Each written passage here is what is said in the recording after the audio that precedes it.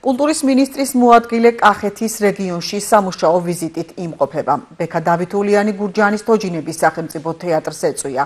თანამშრომლებს შეხვდა და არსებული პრობლემები მოისმინა. საუბარი შეეხო შრომის ანაზღაურების საკითხს. განათების სისტემის მოწესრიგებას და სხვა. მინისტრის მოადგილე სამსახიობო დასს მხარდაჭერას დაპირდა. მოვინახულეთ გურჯაანის თოჯინების თეატრი, ეს ერთადერთი თეატრია რეგიონში, რომელიც ამ სეგმენტზე და ამ კვალიფიკაციით მუშაობს. ყავს ძალიან კარგი დასი, ძალიან კარგი ხელმძღვანელობა და აქვს ერთი დიდი პრობლემა, რა თქმა უნდა, ეს არის მსახიობების და ტექნიკური პერსონალის ანაზღაურების საკითხი.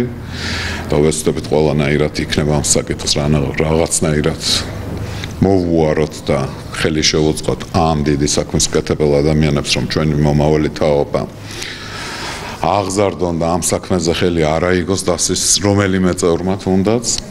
მათ ეს საქმე უყვართ, თორემ ამ ანაზღაურებით ფაქტია, რომ ანაზღაურების გამო არავინ არ მუშაობს, ყველა საქმის სიყვარულის გამო მუშაობს. პირველადი პრობლემა დაგვხვდა ეს. კარგია რომ და დიდი მადლობა მუნიციპალიტეტს, რომ ხელს უწყობს და რეაბილიტაციას უკეთებს შენობას. მეორადი პრობლემა გვაქვს ის, რომ განათების სისტემა ამოძველებული. ამ საკითხსაც გავივლით, თუმცა ყველაზე მნიშვნელოვანი ჩემი აზრით ანაზღაურების საკითხი.